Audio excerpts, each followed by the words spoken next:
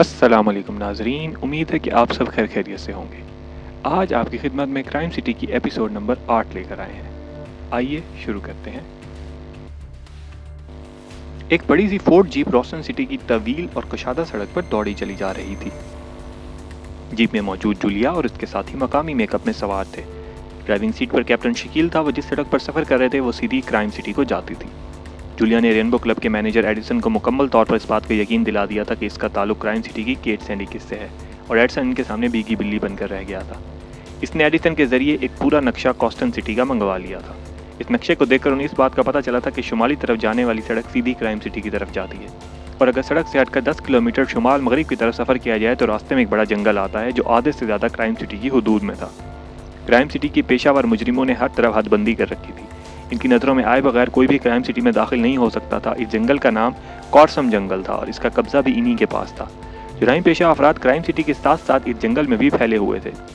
Julia और इसके साथियों का ख्याल था कि अगर वो इस जंगल में जाकर क्राइम सिटी में दाखिल होने की कोशिश करेंगे तो ज़्यादा से ज़्यादा इनका सामना सिर्फ जराइम पेशा अफराद से ही होगा। सरहद पर उन्होंने जो साइंस और चेकिंग का निज़ाम कायम कर रखा था वो इन जंगलों में नहीं होगा। वैसे भी क्राइम सिटी जराइम का गढ़ था और वहाँ शायद ही कोई शरीफ इंसान बसता हो। इसलिए तनवीर का कहना था कि उन्हें इस शहर में दाखिल होने के लिए आम रास्ते से हटकर मुतबादिल रास्ता इख्तियार करना चाहिए। वो जब तक तेज़ रफ्तारी और फोर्स का मुजाहरा नहीं करेंगे, इनके लिए क्राइम सिटी में दाखिल होना मसला बना रहेगा। क्राइम सिटी में ही मैडम ब्लू का क्लब था और वो लेबॉर्ट्री और वो साइंसदान भी वहीं था जो ब्लैक ड्रॉप्स और इस जैसे जहरीले ड्रग्स को तैयार करता था। इनका खात्मा करने के लिए अगर उन्हें सारे शहर को भी तबाह करना पड़े और वहाँ मौजूद एक एक आदमी को भी हलाक करना पड़े तो उन्हें कोई तरद्दुद और अफसोस नहीं होगा। करास्ती ने भी तनवीर की हिमायत की थी। उसका भी यही मानना था कि सिर्फ केट सैंडिकिस को ख़त्म करने से मसला ख़त्म नहीं होगा, क्योंकि इस बात की कोई गारंटी नहीं कि एक तंजीम को ख़त्म करने से वहाँ कोई दूसरी तंजीम अपना वजूद नहीं बनाएगी। तो कब तक वो यहाँ आते रहेंगे और ऐसी तंजीमों का खात्मा करते रहेंगे। इन दोनों की दलीलें सुनकर जूलिया भी मुतमईन हो गई। उसने यही सोचा था कि बगैर किसी हिकमत अमली के वो क्राइम सिटी में फुल फोर्स के साथ दाखिल होंगे। चुनाचा जूलिया ने एडिसन के जरिए भारी असला और अपनी ज़रूरत का सामान मंगवा लिया था। एडिसन को हैरत तो हो रही थी ये सब चीज़ें देखकर, लेकिन जूलिया ने उसे ये कहकर समझा दिया था कि उन्हें एक ऐसे गिरोह का पता चला है जो केट सैंडिकिस के असूलों की खिलाफ वर्जी कर रहा है और क्रॉसम जंगल में अपने पड़ाव डालकर बैठा है। इससे पहले कि वो क्राइम सिटी में दाखिल हो, उन्हें हर हाल में उसे आगे बढ़ने से रोकना है। जूलिया ने एडिसन को ये यकीन दिला दिया तो वो मुतमईन हो गया। और इसके अलावा जूलिया ने एडिसन से एक भारी रकम भी हासिल कर ली थी। फिर एडिसन ने उन्हें ज़ाती कारों पर रोस्टन पहुँचा दिया। यहाँ उन्होंने एडिसन की मदद से एक फोर्ड जीप हासिल की और फिर वो क्राइम सिटी की जानिब रास्ते पर रवां दवां हो गए। मिस जूलिया, आपने अभी तक चीफ से रब्ता नहीं किया? क्या चीफ ने अभी भी आपसे रिपोर्ट नहीं ली? क्रास्टी ने जूलिया से पूछा। नहीं, चीफ ने मुझसे कोई रब्ता नहीं किया और मैंने तुमसे पहले भी कहा था कि मैं चीफ से अपना मिशन मुकम्मल होने के बाद ही बात करूंगी, जूलिया ने कहा। तो क्रास्टी ने इस बात में सर हिला दिया। मेरी समझ में एक बात नहीं आ रही, तनवीर ने पूछा। कौन सी बात? जूलिया बोली। मैडम ब्लैक के इस अनोखे हैरत अंगेज और पुरसरार खेल की बात। आखिर वो हमसे कौन सा खेल खेलना चाहती है? अगर इसने हमारे साथ कोई खेल खेलना ही था तो इस तरह हमारे सामने क्यों आई थी? तनवीर ने कहा। अब तो ये वक्त आने पर ही पता चलेगा कि वो हमारे साथ कौन सा खेल खेलना चाहती है। रही बात सामने आने की, तो वो खुद को बहुत ज़्यादा चालाक, होशियार और अक्लमंद समझती है। इसने कहा था कि वह जानबूझकर हमें अपना असली रूप दिखा रही है। अगली बार जब हमारे सामने आएगी तो हम लाख कोशिश के बाद भी उसे पहचान नहीं सकेंगे। यही तो मैं पूछ रहा हूँ, ऐसा कहने की क्या ज़रूरत थी? तनवीर ने कहा। अगली बार जब वो हमारे सामने आएगी तो इससे खुद ही पूछ लेना, सफदर ने मुस्कुराते हुए कहा। पता नहीं क्यों मुझे ऐसा लग रहा है जैसे मैडम ब्लैक अब भी हमारे आसपास ही है और हमें मुसलसल देख रही है, तनवीर ने कहा। तो इसकी बात सुनकर सब चौंक पड़े। ओह, ऐसा एहसास क्यों हो रहा है तुम्हें? जूलिया ने फौरन पूछा।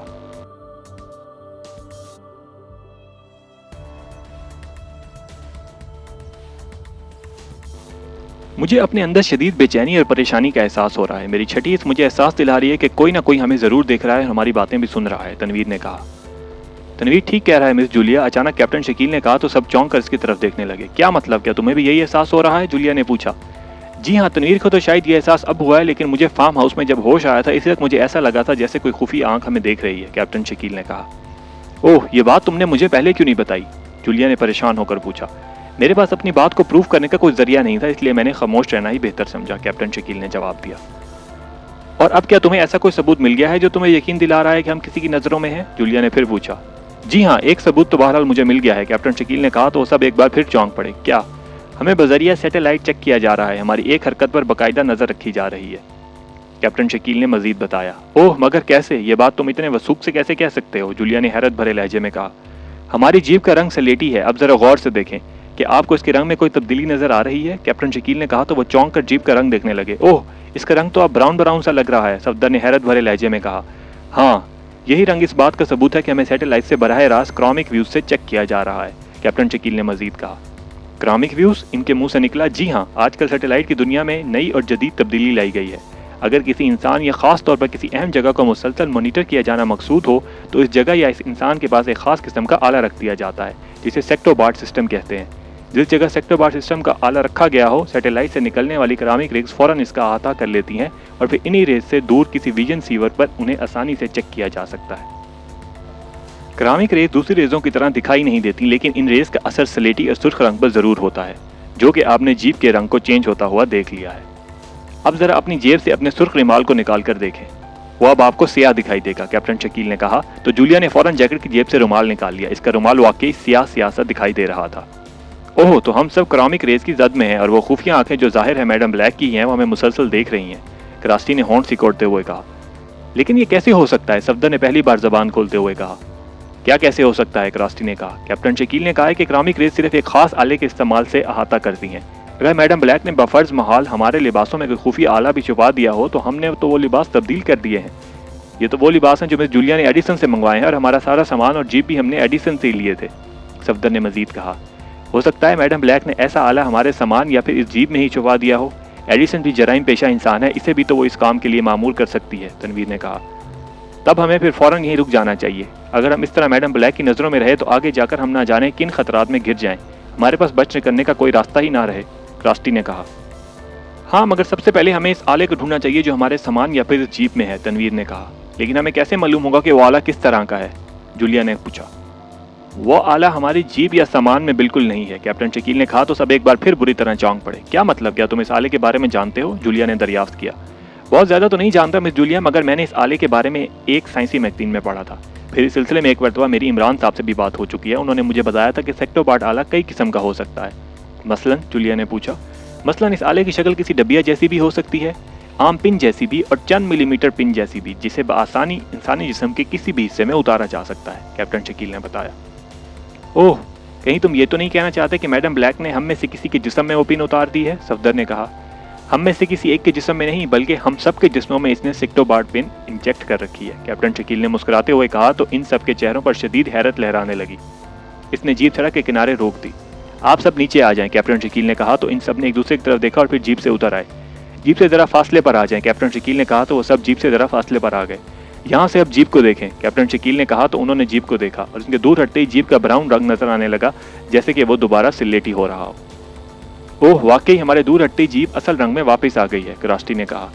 ये सूरत हाल तो वाकई बेहद ख़राब है मैडम ब्लैक। अगर इस तरह हमें देखती रही तो हम इसके खिलाफ कुछ भी नहीं कर सकेंगे, सफदर ने परेशानी के आलम में कहा। कैप्टन शकील, तुम बताओ वो आला हमारे जिस्मों में कहाँ है? जूलिया ने कैप्टन शकील से मुखातिब होकर कहा। अपने हाथों की उंगलियों के नाखूनों को गौर से देखें, आपको खुद ही इल्म हो जाएगा, कैप्टन शकील ने कहा। तो वो सब अपनी अपनी उंगलियों के नाखून देखने लगे। फिर उन्हें अपनी मुख्तलिफ उंगलियों के नाखूनों पर नीले रंग का एक छोटा सा स्पॉट दिखाई देने लगा। ये स्पॉट बहुत हल्का था, मगर चूंकि वो सीक्रेट एजेंट से, इसलिए वो स्पॉट इनकी नज़रों से कैसे छुपा रह सकता था। ओह, तो मैडम ब्लैक ने हमारे नाखूनों में वो पिन इंजेक्ट की है, जूलिया ने सरसराते हुए लहजे में कहा। इसके मुंह से एक जोरदार चीख निकली और वह जमीन पर गिरकर यूं तड़पने लगी जैसे उसे कुन छुरी से ज़िबा किया जा रहा हो। जूलिया को इस तरह गिरते देखकर इसके साथी भी बुरी तरह उछल पड़े, मगर फिर अचानक उनके मुंह से भी वैसी ही तेज चीखें निकली और वो भी उछल कर गिरने लगे और बुरी तरह से तड़पने लगे। इसी तकलीफ के आलम में वो सब लोग बेहोश हो गए। जूलिया को होश आया तो इसने खुद को एक बार फिर भूसे के ढेर पर पाया। खुद को भूसे के ढेर, लकड़ी और इस कैबिन में पाकर वो एक झटके से उठकर बैठी। इसने सर घुमाकर देखा तो उसके साथी भी बदस्तूर वहीं मौजूद थे। इसने एक तवील सांस ली, क्योंकि ये वही जगह थी जहां से वो पहली बार निकले थे। तो ये है मैडम ब्लैक का खेल। इसने हमें बेहोश करके वापस उसी जगह पहुंचा दिया जहां से हम चले थे, जूलिया ने बड़बड़ाते हुए कहा। इसे याद आ गया था कि वो क्राइम सिटी की तरफ बढ़े जा रहे थे और तनीर और कैप्टन शकील ने इनसे कहा था कि उन्हें बाकायदा तौर पर मॉनिटर किया जा रहा है। सारे सबूत और इकट्ठे करने के बाद उन्हें यह भी समझ आ गई थी कि सेक्टोबार्ट पिन उनके नाखूनों में इंजेक्ट की गई है। लेकिन फिर मैडम ब्लैक ने उन्हें बेहोश कर दिया और दोबारा इसी फार्म हाउस पर लाकर फेंक दिया। जूलिया का जहन तेजी से सोचता चला गया। आहिस्ता आहिस्ता बाकी साथियों को भी होश आ गया। मैडम ब्लैक ने वाकई हमारे साथ बड़ा ज़बरदस्त खेल खेला है। इसने हमारी उंगलियों में सेक्टोबार्ट पिन इंजेक्ट करके हमें जैसे अपने कंट्रोल में ले लिया है। वो ना सिर्फ हमें देख सकती है बल्कि सुन सकती है, और जब चाहे हमें इन पिनों के जरिए नुकसान पहुंचा सकती है, क्रास्टी ने आगे बढ़ते हुए कहा। हाँ, और जिस तरह इसने हमें वापस लाकर फेंका, इससे जाहिर हो रहा है कि वो वाकई हमारे साथ बिल्ली चूहे का खेल खेल रही है, सफदर ने होंठ भेजते हुए कहा। लेकिन हम इन पिनों को कैसे निकाल सकते हैं? या नाखूनों की ऊपरी हिस्से से गुजरकर शायद हमारी उंगलियों की हड्डियों में भी उतरी हुई हैं, क्रास्टी ने कहा। इस बार वो सब पाकेशिया के एक ऐसे इलाके की जबान बात कर रहे थे जिस पर उन्हें 100% यकीन था कि मैडम ब्लैक इन बातों को नहीं समझ सकेगी। लेकिन हमें कुछ ना कुछ तो करना ही होगा। सेक्टोबार्ड पिन का बार पॉइंट हमारे लिए खतरनाक साबित हो सकता है। अगर मैडम ब्लैक और इसका डिस्ट्रक्शन पिन पुश कर दे तो वो हमें दूर बैठे लम्हों में हिलाक कर सकती है और हमारे चीथड़े उड़ा सकती है, कैप्टन शकील ने मजीद बताया। इस सारे सिस्टम के बारे में तुम बेहतर जानते हो, तुम बताओ कि हम इस पिन से कैसे निजात हासिल करें, तनवीर ने कैप्टन शकील से पूछा। नहीं, इसे एक तरीके से बचा जा सकता है, कैप्टन शकील ने सोचते हुए जवाब दिया। वो कैसे, जल्दी बताओ, जूलिया ने कहा। अगर हम इन उंगलियों पर रबड़ के सियाह खोल चढ़ा लें तो सैटेलाइट क्रोमिक रेज हमें इन पिनों से नहीं डिटेक्ट कर सकेंगी। फिर मैडम ब्लैक ना सिर्फ हमें मॉनिटर नहीं कर सकेगी बल्कि वो हमारे खिलाफ कुछ नहीं कर सकेगी, कैप्टन शकील ने बताया। ओह, लेकिन रबड़ के खोल हम लाएंगे कहाँ से? हम तो शहर से एक बार फिर कई किलोमीटर दूर आ गए हैं, और क्या मैडम ब्लैक हमें आसानी से उंगलियों पर रबड़ के खोल चढ़ाने देगी? जूलिया ने होंठ चबाते हुए कहा। मैडम ब्लैक की आंखों में वक्ती तौर पर धूल झोंकने के लिए मेरे पास एक तरीका है, कैप्टन शकील ने कहा। जब तक हमें खौल नहीं मिल जाते तब तक हम एक दूसरे की उंगलियों को अपने हाथों की मुट्ठियों में छुपा लेंगे। ऐसा करने से भी इन पिनों से वक्ती तौर पर हमें छुटकारा मिल जाएगा। फिर हम शहर जाकर खौल हासिल करेंगे और किसी तरह डार्क रूम में जाकर इन खोलों को अपनी उंगलियों पर चढ़ा लेंगे। गुड आइडिया, अगर ऐसा मुमकिन है तो इससे बेहतर और क्या बात हो सकती है, क्रास्टी ने खुश होते हुए कहा। लेकिन हम एक बार फिर असले से महरूम हो चुके हैं, क्या अब हमें दोबारा एडिसन से जाकर मिलना होगा? लेकिन शायद अब तक तो उसे भी मालूम हो चुका होगा कि हमारा ताल्लुक केस सिंडिकेट से नहीं है। जाहिर है अब हमें क्राइम सिटी में जाने का कोई दूसरा रास्ता ही तलाश करना पड़ेगा। ये काम हम बाद में कर लेंगे, पहले हम इन दुश्मन पिनों से तो निजात हासिल कर लें, तनवीर ने कहा तो इन सब ने इस बात में सर हिला दिए। फिर वो अपने उंगलियों को एक दूसरे की मुट्ठियों में पकड़कर एक बार फिर से चल पड़े। शहर जाके मदद हासिल करने के बजाय क्यों ना हम इन किसानों से जाकर बात करें। इनके पास शायद पाइयों के सियाह टुकड़े मिल जाएं जिन्हें हम खोलों की तरह अपनी उंगलियों पर चढ़ा लेंगे, इनसे भी हमारा काम बन सकता है, कैप्टन शकील ने कहा। ठीक है, जूलिया ने कहा, और फिर वो सब खेतों की तरफ चल पड़े। शाम हो रही थी, किसान खेतों से अपना काम खत्म करके वापस जा रहे थे। सफदर ने इन किसानों से बात की तो एक किसान ने कहा कि इसके घर में सियाह रंग का पाइप है, चुनाचा वो सब इसके साथ हो लिए। इस किसान ने उन्हें सियाह रंग का एक पाइप दिखाया तो इनकी आंखें चमकने लगीं। वो पाइप खासा मोटा और लंबा था। उन्हें चौंके पाइप के छोटे छोटे 5 टुकड़ों की जरूरत थी, इसलिए इनके कहने पर किसान ने उन्हें वो टुकड़े काट दिए। जूलिया के कहने पर किसान ने 2-3 बोरियों पर बोरियां चढ़ाकर उन्हें सियाह कपड़े से ढांप दिया। पाइप के 5 टुकड़े इसने इन बोरियों पर डाल दिए। सबसे पहले जूलिया ने बोरी में हाथ डाला और फिर इसने बोरी के अंदर अपनी उंगली का पाइप चढ़ाया और टुकड़ा उसके ऊपर चढ़ा लिया।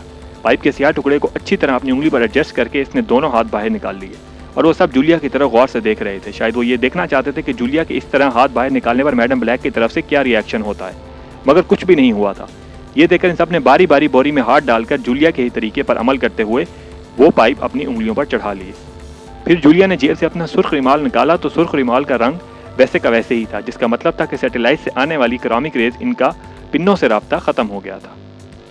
अब मैडम ब्लैक उन्हें कोई नुकसान न पहुंचा सकती थी। उन्होंने किसान का शुक्रिया अदा किया जो ये सब करते हुए उन्हें बहुत हैरानी से देख रहा था। फिर वो बाहर आए और एक बार फिर शहर की तरफ रवाना हो गए। इस बार उन्हें एक ट्राले में ही सफर करना पड़ा था। शहर में दाखिल होने से पहले ही वो ट्राले से उतर गए और उन्होंने चौंके मैडम ब्लैक की आंखों में धूल झोंक दी थी, इसलिए उन्हें खदशा था कि मैडम ब्लैक अब कोई ग्रुप भेजकर इनके रास्ते में रुकावट डालने की कोशिश करेगी। इसलिए बेहतर था कि वो दोबारा इन रास्तों का इंतखाब न करते जहाँ जहाँ वो पहले गए थे। इस शहर में शाम होते ही कई गेम हाउस खुल जाते थे। अब इनके पास इसके सिवा कोई चारा न था कि वो किसी गेम हाउस में जाएं और बड़ी रकम हासिल करें। चुनाचा सफदर और तनवीर एक गेम हाउस में गए और वहां से खासी बड़ी रकम लेकर आए। इस रकम से उन्होंने कमर्शियल प्लाजा में जाकर शॉपिंग की और फिर एक होटल में आ गए। सफदर और तनवीर गेम हाउस से चंद अफराद के आई कार्ड भी लेकर आए थे। उन्होंने बाजार से मेकअप बॉक्स और हल्का फुल्का सा असला खरीद लिया था। मेकअप करके उन्हें आई कार्ड की शनाख्त के मुताबिक होटलों में रिहाइश भी मिल गई थी। अगले दिन वो रोस्टन में थे और इस बार उन्होंने समंदरी रास्ते से क्राइम सिटी में दाखिल होने का प्रोग्राम बनाया था। शहर और इसकी तामीरात का नक्शा हासिल करने के लिए उन्हें कोई मुश्किलात पेश न आई। इस नक्शे के मुताबिक अंडरग्राउंड जो सीवरेज सिस्टम बनाया गया था, इसके बड़े बड़े पाइपों का जाल पूरे शहर में फैला हुआ था। फिर मेन पाइप को अंदर से गुजार कर समंदर के शुमाली जुनूब हिस्से में निकाल दिया गया था, जिससे शहर का सारा गंदा पानी वहां गिरता था। ये पाइप 2 पहाड़ों के दरमियान बने हुए रास्ते से गिरता था जहां से समंदर गुजरना था। जूलिया और इसके साथियों ने फैसला किया कि वो इन पाइपों में सफर करेंगे और इन्हीं पाइपों की मदद से शहर में दाखिल होने की कोशिश करेंगे। चुनाचा उन्होंने रोस्टन से अपने मतलब का सामान खरीदा और फिर एक लॉन्च में आ गए। रोस्टन से दूर वो सब गोताखोरी के लिबास पहनकर समंदर में उतरे और फिर अंदर ही अंदर इसकी तरफ तैरने लगे, जिस तरफ शहर के गंदे पानी के इखराज के पाइप लगे हुए थे। तकरीबन 2 घंटों बाद वो इन पाइपों में थे और गंदे पानी से बचने के लिए उन्होंने गोताखोरी के लिबास नहीं उतारे थे। फिर इस पाइप में तूफान और जहरीली गैस से बचने के लिए उन्होंने गैस मास्क भी पहन रखे थे। पाइप में दाखिल होते ही उन्होंने हैवी टॉर्चें रोशन कर लीं जो पानियों के अंधेरों में इनकी माविन साबित हो रही थी। सीवरेज सिस्टम का नक्शा जूलिया के पास था और इस नक्शे को देखते हुए आगे बढ़ते जा रहे थे। वो जूं आगे जा रहे थे, गंदे पानी का अखराज और दबाव बढ़ता जा रहा था। क्या हुआ, आप रुक क्यों गई हैं? सफदर ने अचानक जूलिया को रुकते हुए देखकर पूछा।